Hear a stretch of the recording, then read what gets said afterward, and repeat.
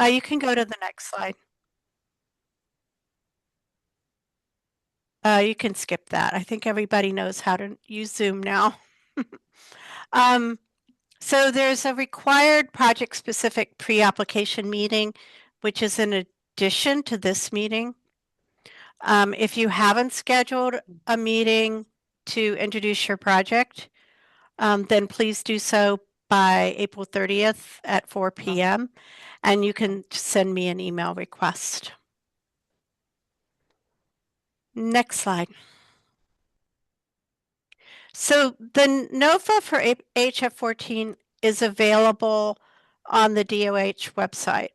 And it includes as attachments the application and the list of required uploads. But you're going to have to submit your application through the San Mateo County OpenGov portal. And we're going to walk you through a little bit about how to do that today.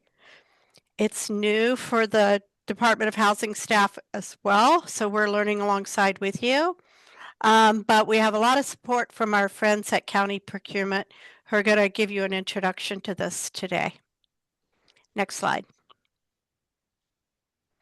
So here are the funding sources for AHF 14. Total looks a little bit lower than what you're used to seeing. A lot of the funding sources from pandemic era are gone. And so we're expect, to have another highly competitive NOFA. And appreciate all the work that you're going to do on the application. We do know that it's time consuming. Historically, we've received about $4 to $5 of application requests for each dollar of funding. So do bear that in mind. And you should all be familiar with these funding sources, but can you go back? But I'll just talk briefly about MHSA funding source. So the Mental Health Services Act provided capital funding to create permanent supportive housing for people with severe mental illness. That act is going to sunset on June 30th, and it'll be replaced by the Behavioral Health Services Act. So your capital source will be the Mental Health Services Act, but any project that solicits these funds will be subject to the Behavioral Health Services Act. Guidelines are being developed and it's going to be released on July 1, and there's a huge amount of continuity with the old program, but there are also some differences. So please bear that in mind if you're considering capital funds from the Mental Health Services Act. Next slide. Okay, so here are the key dates. Hopefully you've looked at the NOFA and these dates you're familiar with. The deadline to apply is May 20th at 4 p.m. and you have to apply through OpenGov. So that is a hard deadline. We'll be reviewing applications and should be notifying you if your project didn't meet threshold by June 18th. The AHF NOFA has a two-stage review. One is for completeness and responsiveness to the NOFA, which we call our threshold review. The NOFA is incredibly detailed in describing how to meet threshold. So please have the NOFA in front of you as you write your answers to the application, because your answers can be much more responsive if you are reading what the NOFA says about the threshold. So we'll give you feedback not later than June 18th, and you'll have an opportunity to protest that finding. We'll then competitively score the projects leading up to a public hearing for our Housing and Community Development Committee on July 29th. The Housing and Community Development Committee makes award recommendations based on staff scoring, and those award recommendations ultimately are considered by the Board of Supervisors at a public hearing on August 25th. Next slide. Okay, so many of you are returning, and to AHF, having applied in the past for the same or other projects.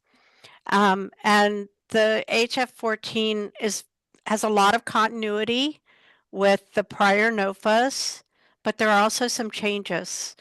We held a series of focus groups and feedback sessions.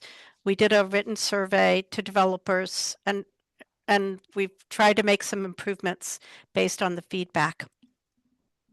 One change in AHF 14 is that you have the option to apply for a smaller pre-development loan and thereby benefit from modified threshold requirements for pre-development loans.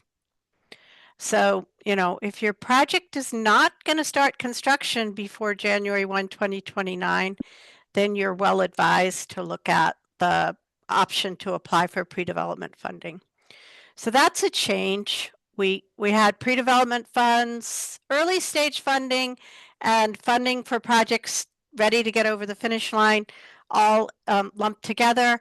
And now we're trying to make it a little bit clearer that pre-development loans can apply for smaller amounts, but also have more understanding and lenient threshold requirements.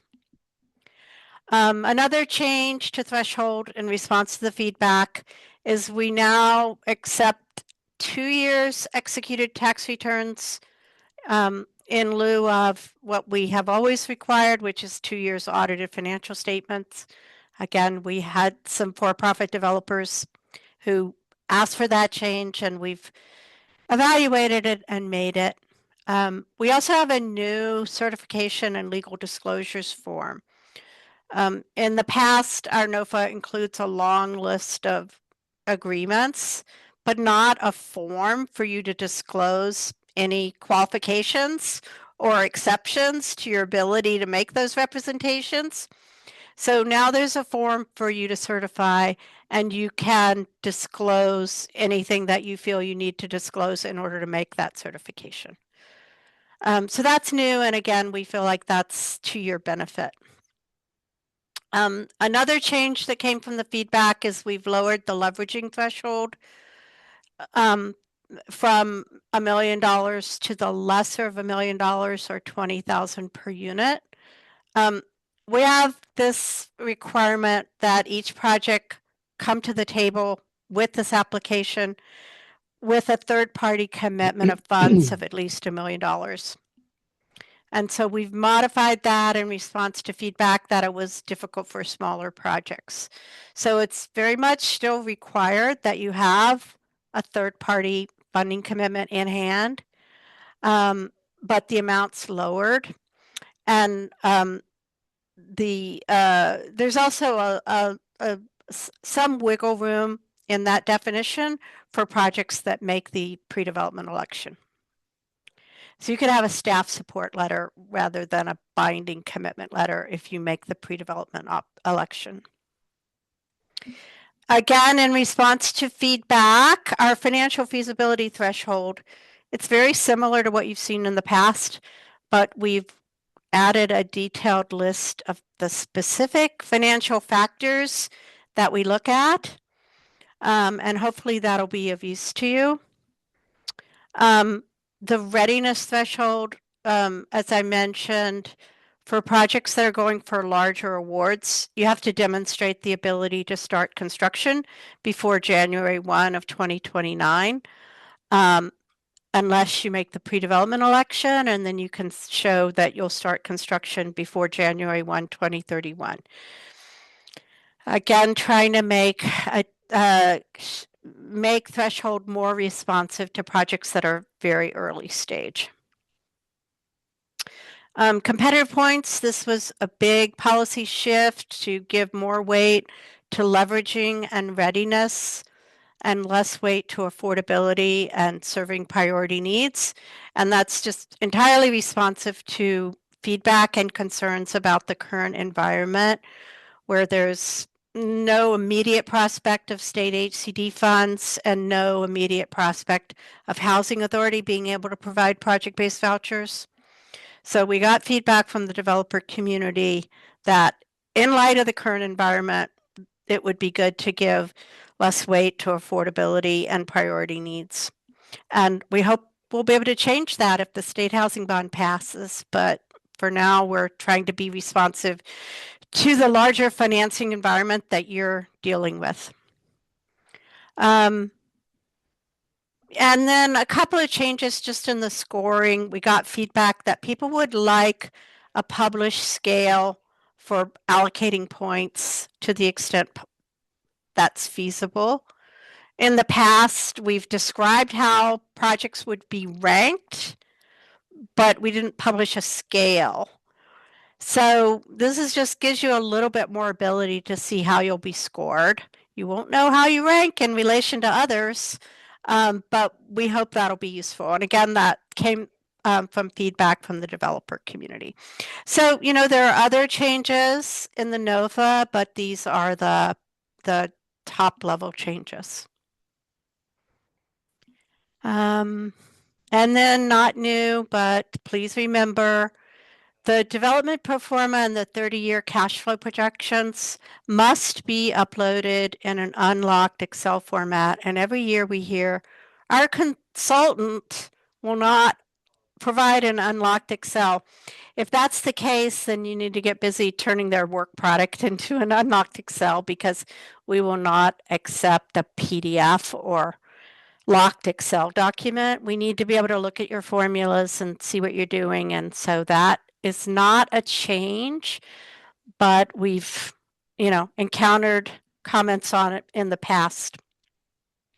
The draft tax credit application continues to be a required attachment. Again, you're going to tell us how you're self-scoring your project, but we want to see your work. It's not required for projects not using tax credits, obviously. And it's not required for projects electing to be evaluated as a pre-development project. If you have one, we'd love to see it, but it's not required. We continue to have uploading of schematic design as a required attachment, but we do have a modification now for pre-development projects. There can be some lower level of completeness of your design documents if you elect to be evaluated as a pre-development project. Inclusionary projects, it's really important for you to tell us if your project is inclusionary at the pre-app meeting, because we want to talk to the city and make sure we understand what the city already requires you to do, because we're not going to fund you to do something that you're already obligated to do under an inclusionary ordinance. And then the application's detailed and time consuming with many required uploads, but you guys are pros at that, so I'm sure you can cope. Next slide. So if you're first time to this NOFA, it's very detailed in the definition of each threshold category and how to get points. And it uses many defined terms. The defined terms are in an attachment, but you do have to read for understanding and all of the finer details to make sure your responses in the application itself give you the biggest bang for your buck. So we definitely have always asked that you work on the application and the attachment list with the NOFA in front of you. The application looks a bit longer this year because we have tried to, I guess, idiot-proof it. So we've tried to make the questions capture as much of the NOFA requirements as we possibly can, so we don't leave it up to your judgment as much as to what to tell us, how much to tell us. We're trying to make it easier for you. So it looks a bit longer, but it's actually covering all the same material you would have had to cover in the past. And same for the attachment list. I mean, the attachment list is pretty long, but it's actually shorter than last year because we went through all the team capacity uploads and said, okay, how many of these could we weed out?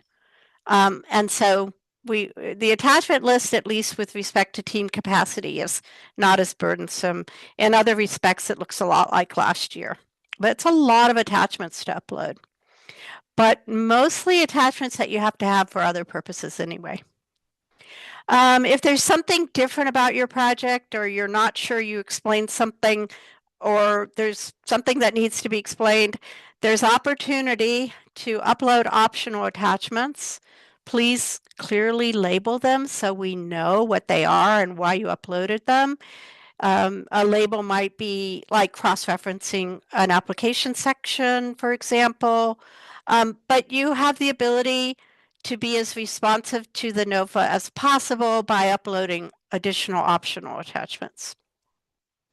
And please check your work against the definitions of threshold and how to earn points to make sure you did the best job possible.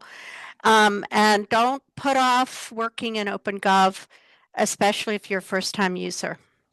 And so we're getting close to when I'm going to turn it over to Michael Joe. Next slide. So we're going to talk a little bit about OpenGov today, but I want to remind you that in the OpenGov platform, questions and answers are solicited through our solicitation, and then we'll post answers there. So I think you'll get a notification when a question and answer has been posted. In the past, applicants would email us questions, and then we would post the question and answer every few days on our website. Now it'll be much easier for you, and that questions and answers will be readily available when on OpenGov as soon as we've written our answers. And we're going to cut off any new questions after May 14th. It's due May 20th. So, hopefully you'll have gotten all your questions answered before May 14th. Okay, so now the most important part of the agenda, and the reason we made this a required session is because Michael Joe from the county procurement department is here to introduce you to OpenGov. Thank you so much, Jan. I appreciate the Department of Housing making the time for us to walk through the OpenGov procurement portal. Rocio, if it's okay with you, I'm going to take over sharing the screen. Sure. I will start here. Please let me know when you see the portal for San Mateo County. Jan, Rocio, is that what? Yes, we can see. Perfect. All right, let's kick it off. So I thank you, Jan. Thank you, Rocio, again, for putting this great project through OpenGov. My name is Michael Joe. I am the County Procurement Manager here in Central Procurement with the county. OpenGov is the county selected e-procurement platform. So you will see if you proceed to the OpenGov San Mateo County portal, all of the different solicitations across the 31 different departments here at the county are all posted here. So in the case that there are other projects that your firm may or may not be interested in, you may find them here. You can also subscribe to the County of San Mateo by clicking on the subscribe button. You'll see here that I am logged into our test vendor account. So much of this visibility will be very similar to the visibility in your own portals. Now, when you log into your portal, the first page you'll come into is this kind of responses page. So this is all of the responses that you will be working on. If you're working on this NOFA, this AHF NOFA, you will see that on your responses page. Before we dive into the NOFA itself, I just wanted to highlight a few sections within this page. First and foremost, you have your settings over here. I recommend that you flesh out all of your settings prior to submitting your response. And that's because the components of your response will be pulled from aspects within your company profile. So this includes your legal name, your DBA, your phone number, your address, etc. All of that information will pre-populate off of your company profile. So please ensure that your company information is well completed prior to submitting your proposal. You'll have everything on here, including certifications, including self-reported certifications, as well as category codes. So these are codes that are NIGP, the National Institute for Governmental Procurement codes, across the different subject matter for procurement. When you enter in those category codes, these are completely optional, but if you do enter these in, you'll be notified every time a solicitation is posted within those category codes.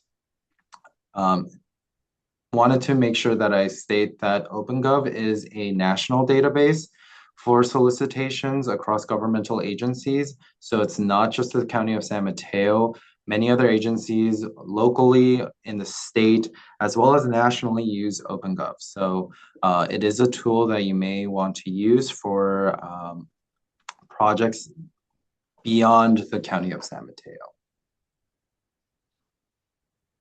On the admin side, this is where maybe in your firm, you may have multiple users. So this is where you can manage the multiple users into the firm, into your account, in case that you want to collaborate on the proposals with other folks within your team.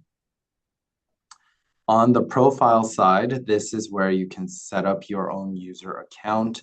And again, this is something that I recommend populating prior to submitting your application. I know in the slides there are links to email addresses or support pages for OpenGov. So anytime you have a technical question around how to utilize the system, you can reach out to its procurement-support@opengov.com for email or the support page. Otherwise, you can also use this little chat function down here. You may see this little bubble. Clicking on that will access you the OpenGov chat.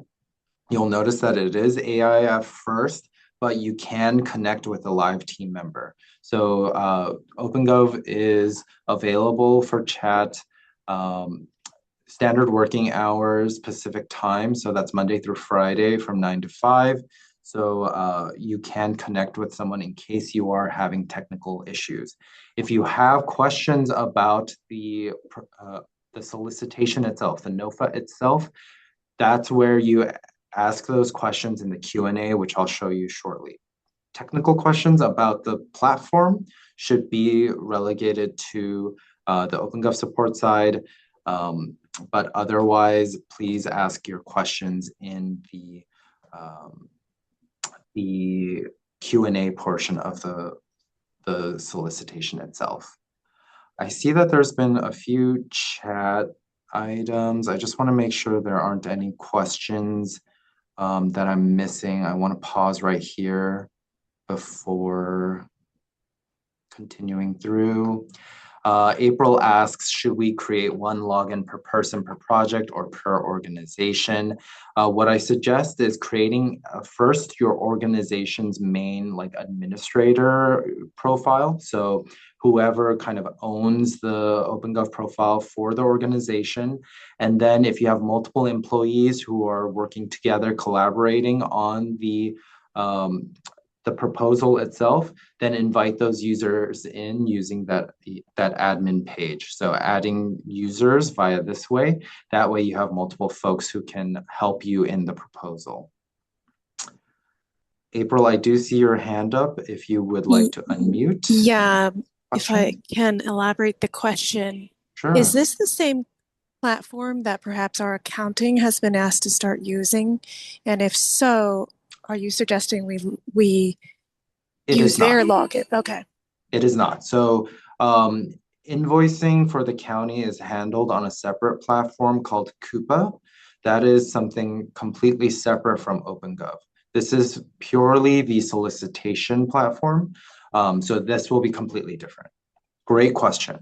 Really great question. Alrighty, I don't see any other questions, so I am going to move on to the project itself. This is, I'm sure, what everyone is interested in. I'm guessing based on everyone who's on the call, you may have already seen this page, but I just wanted to make sure I took the time to walk through this. So this is the NOFA itself. You'll see kind of general information on here, as well as crucial information like the timeline. Jan has taken the time to walk through those dates already, but if you do need them again, it is in the timeline section of the overview tab. Further details of the project are under project documents. So you'll see on here that you have, again, that general information, some of that contact information and timeline, but it'll go into further details about the project itself. I recommend going through under the project documents each of the different sections of the NOFA. So here we have all of the terms and conditions about submission, requirements that about pre-submission registration, as well as information on the e-procurement portal.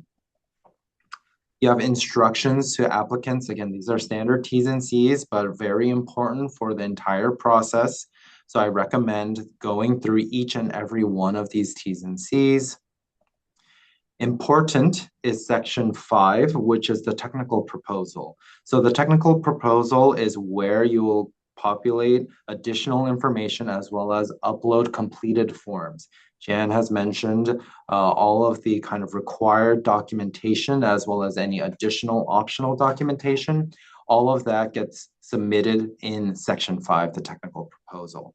And so you'll see in here items to download, items to upload, and information that's required for this NOFA. Responsive bidders will need to look through each of these and make sure that they reply to every required section. There is a lot here. So again, as Jan mentioned, have this in front of you. Take the time to look through as you populate your proposal. We have other information such as the scoring criteria, the evaluation and scoring criteria.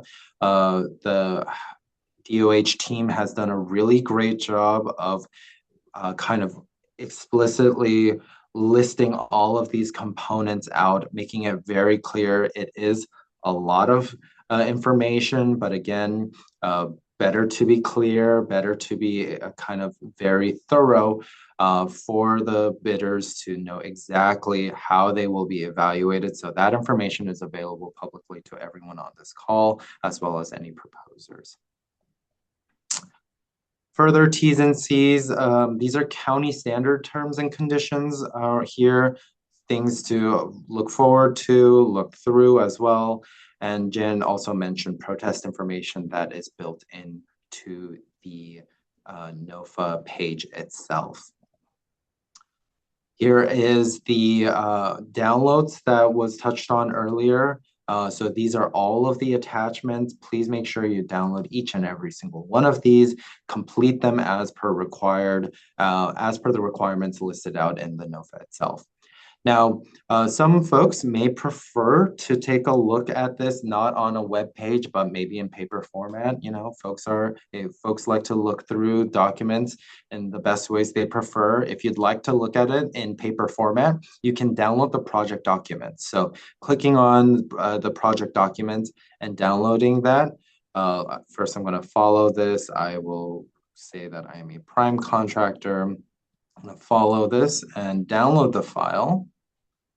And you'll see here that you now have a PDF format of the NOFA itself.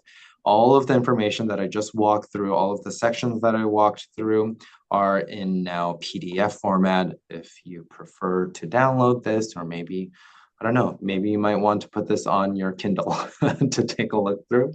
You have that option to look through here. So that's one way to look through the documents. I just want to make sure I'm not missing any questions. I don't see it in the chat, so I'm going to keep going. Anytime there is a notice or an addenda, maybe there are components that might be adjusted throughout the published timeline of this NOFA, you will see it on here as an addenda. The addendas will list out exactly what's changed or what's been added. Any notices will be included here as well.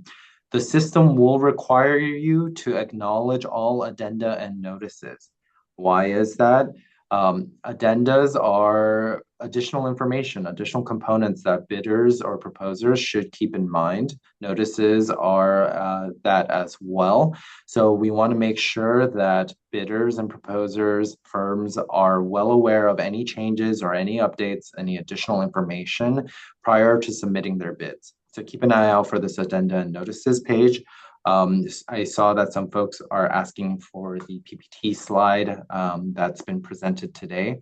It may be provided here in the notices. It may be provided in the information or by email, but this would be one location where that could be shared. Let's talk about Q&A. So when it's something that we've mentioned prior in this presentation is the Q&A section. So please do not email questions regarding the NOFA if it's around the subject matter of the NOFA. Again, technical questions should be to OpenGov support. Subject matter questions about this NOFA itself should be populated here in the Q&A section. So you'll see there's a big blue button, ask a question, and you can enter in a question. I will just say this is a test question. And my question will be, what does NOFA stand for? And I will submit that. It will first need to be approved by the DOH team. They will make sure that the questions are factually relevant, that they are appropriate, and that they are related to this NOFA in general. Once it's been approved, someone from the DOH team will provide a response, and when they publish those responses, this page will populate with all of the questions that are asked by all of the different firms and all of the answers that the DOH team has provided. So this is where you can do your Q&A. This is, again, where you can see the status of your questions and any additional information that the team has provided. As Jan mentioned, if you have asked the question, any changes, approvals, answers to the questions will trigger a notification. So you will know when your question is answered. Any questions from any firm that's been approved and answered will trigger a notification as well. So every time that there is additional information provided in the Q&A section, you will get a notification. Hope that makes sense. Just checking to see in the chat if we have any questions about Q&A. Emma asks, are the Q&A questions for this call being addressed later in this meeting or simultaneously via chat? So Emma, most of those questions I believe have been addressed. So like April's question in the chat and Brian's question in the chat. But if there's any other Q&A provided in the Q&A section, I believe Jan and Rocio should be receiving them. We can make space for those after this OpenGov portion. Yeah, we'll have time. We'll stay after Michael's done his thing and you've asked all your OpenGov questions. We'll stay and do additional Q&A today. Yep. And I'll be here as well. So in the Q&A, if there's a question that was submitted about OpenGov, I'll be here to help with those out. Oh, got okay. it, Kelly. Yeah, you're right. In the Q&A of the Zoom, it's separately. So Rocio and Jan will have access to those, and then we'll kind of go through each of those Q&As separately. Great question. Now, I just wanted to click on this draft response portion just to show like what does it actually look like when submitting a response. So when you click on draft response, you'll see in here again that company profile information will automatically pull and populate the proposal response. Before I go through each of the response section, you can again access the project information right in this tab right next to the response section. So you can go back in between both and make sure that you have all of the information that you need while responding to this NOFA. So you'll be populating some of the basic information here. This is where I mentioned anytime an addenda or a notice has been submitted from the DOH team, you'll see them here and you'll acknowledge that you've read through the addenda and notices. Again, crucial because if any addenda or notices are posted, that is relevant information that should help guide your response. I mentioned technical proposal is a really important section within the NOFA itself. This is, again, where you will be uploading, where you will be providing information. This section needs to be completed for your proposal, your response to be considered responsive and complete. So you will see in here, there are questions that are required. OpenGov will not allow you to submit your response unless you answer every required section. So you'll see the little asterisks, those are required sections. Something needs to be downloaded or something needs to be uploaded. You'll see here that for example, for question 3.1, it's the application form. It'll tell you, please download the application form, complete the application form, and then re-upload the completed form in here. Other sections will ask you to upload other documents such as your tax information or your SAM.gov information. I suggest that when you are uploading files into here where there are multiple files, either compile them into one PDF or upload a zip file. So I hope folks are aware of how to compress a folder with multiple documents into a zip file. You can upload a compressed file into the section here. So each of the sections will have instructions on whether a form needs to be downloaded, completed, and uploaded, or if documents just in general need to be uploaded. So the DOH team has done a really great job of providing feedback or providing instructions and guidance on how to provide a responsive and complete proposal. So we have, again, this is quite a deep application, deep technical proposal. Make sure that you complete each and every single one of the required fields. You will also notice that at the very end, Jan mentioned additional documents that if you'd like to add supplemental information, there's a section here to add supplemental information. Alrighty, so once everything is complete, you will then be able to submit. You'll see on here, hey, OpenGov will tell you, hey, you did not finish your response. Make sure that you go back to the addenda. It'll highlight in red, you didn't confirm addendas. In the questionnaire, it'll highlight all of the sections that you did not complete. So it will make sure that you complete everything prior to submission. So that kind of touches on every aspect of what you'll see as a proposer. I wanted to reiterate something that Jan kind of stressed earlier, which is if this system is new to you, get started working on this earlier. If you are running into technical issues, make sure that you do contact OpenGov or you keep the team aware. Too often, folks have waited until the last minute to try and submit their responses. When is this due again? Let me just make sure I got the date. So It's May 20th. I don't want to hear May 20th at 3:35 p.m. Oh my God, I can't get this done. This is a problem. I'm never going to be able to submit this. I'm having issues. At least try submitting on May 19th. That is my suggestion. However, again, if there is like a true technical issue or a true system issue, please let us know. prior to the close of the bid. So once May 20th, 2026, 4 p.m. hits, OpenGov will not accept applications. And if you let us know after 4 p.m., if that email populates in our inboxes at 4:01 p.m. that you were not able to submit, that is considered a non-responsive bid. So again, work on your proposal, work on your responses. You're given almost a month, actually more than a month to work on this. So please make sure you kind of check all the boxes, make sure that your application is looking good, work in advance, ask those questions early.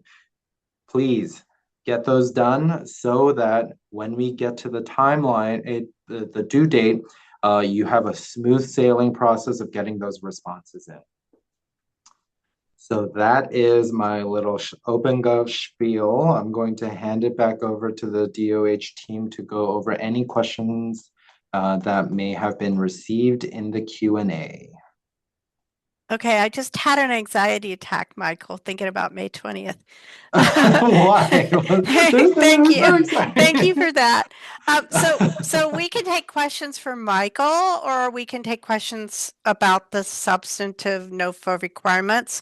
I do want to just reiterate that the downloadable NOFA includes a detailed definition section.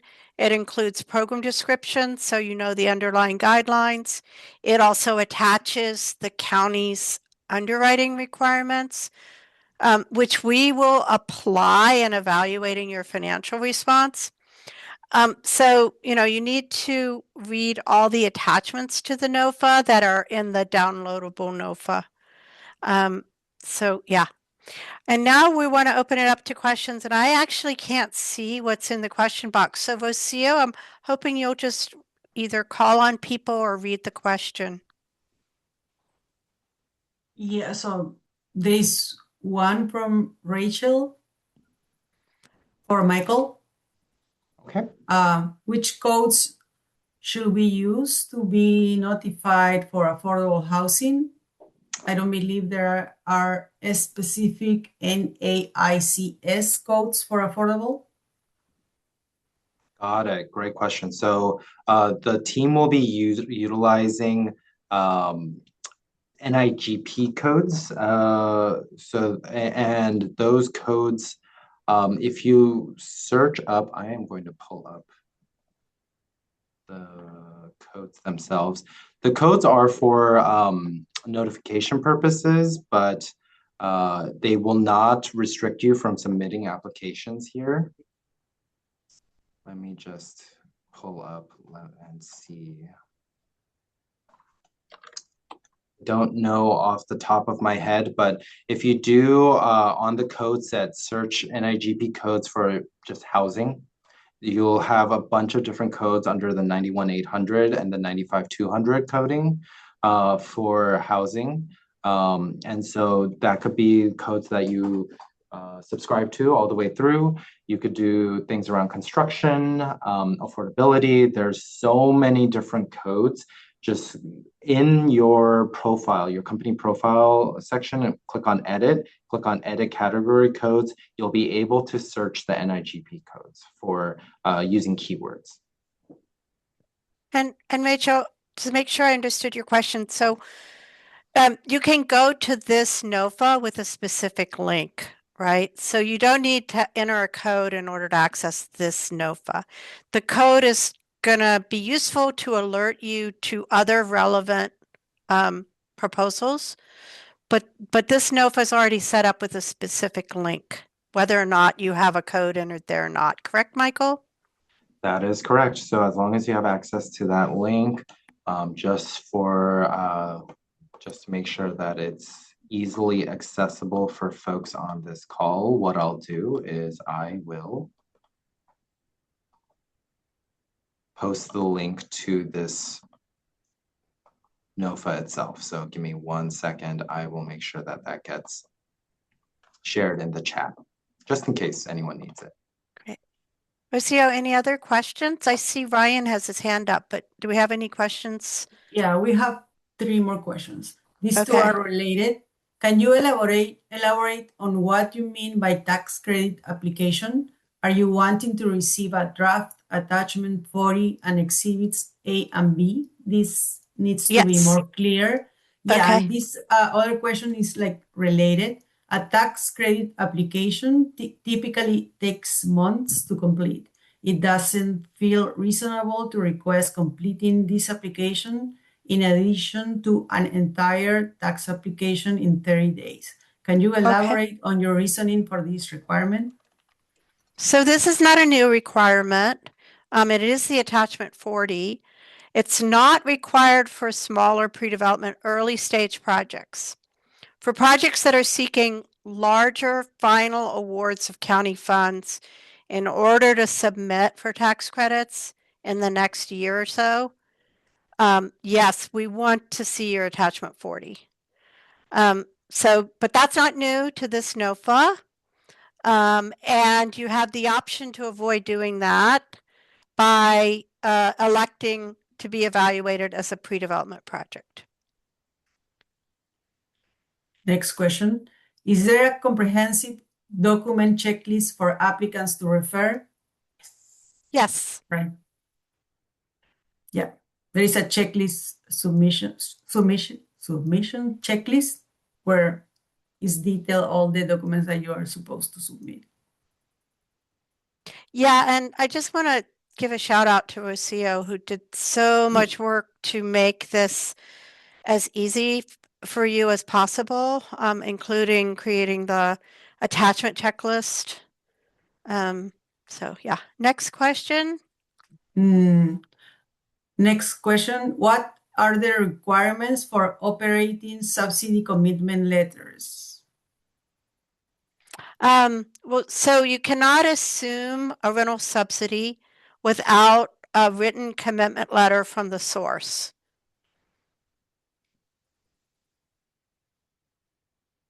So historically, that's been the housing authority, but we know that there are other options. And so, yes, but you can't assume a third party rental subsidy or operating subsidy unless you have a commitment letter.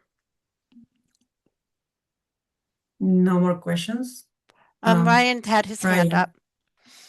Yes, thank you, Jan. Thank you, County of San Mateo members. Definitely appreciate you hosting this webinar and offering the next NOFA of AHF 14.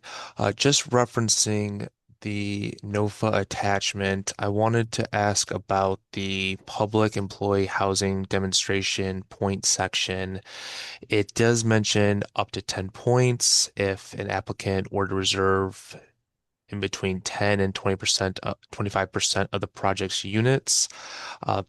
Is there any sort of sliding scale in terms of how those points are awarded based on the reservation of the public employee housing within the project?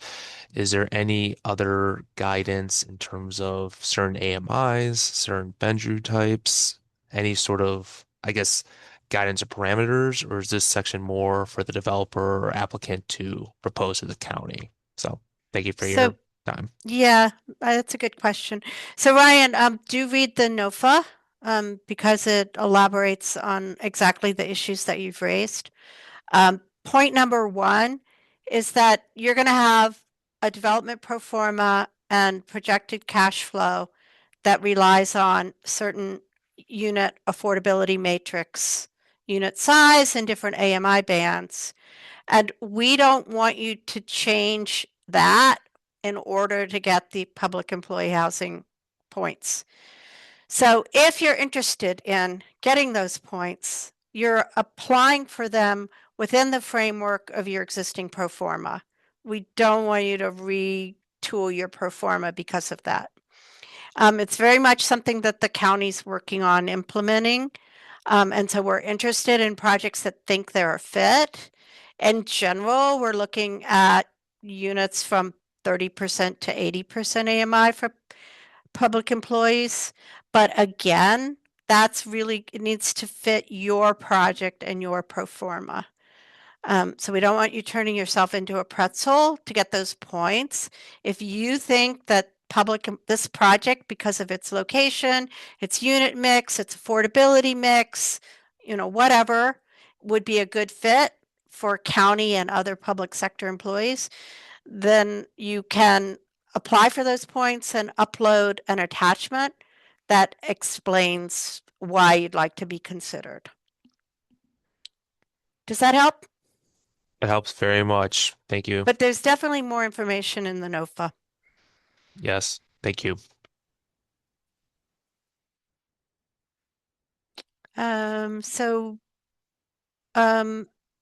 Michael, Rachel asks, can you discuss what information will be pulled from the account settings? Would it be the equivalent of sponsor information on a state funding app? When I say account information pulled, it's basically your like company name, contact information. It's very baseline surface level information that you populate. So again, legal name, DBAs, addresses, and it's all information that you populate. So it's really almost like the cover contact page of your response is what it's pulling. It's not pulling any information beyond that. So it's not like a sponsor information or a funding information that's pulled into it. The rest of the forms that are in the technical proposal, so this is the AHF, the NOFA form, the application forms, all of that information needs to be populated manually. So this is just about like the cover contact information page. And on the substantive applicant, the NOFA includes a definition. The applicant for the NOFA is the entity with the experience, staff capacity, and financial resources to see the project through completion. So we definitely want the applicant to be the entity that has the development responsibility. And then there's information in the application and in the uploads about some of the other key organizations that you'll need to provide. But the applicant is the entity with the capacity, both financial and experience and staff, to take this project to completion of construction.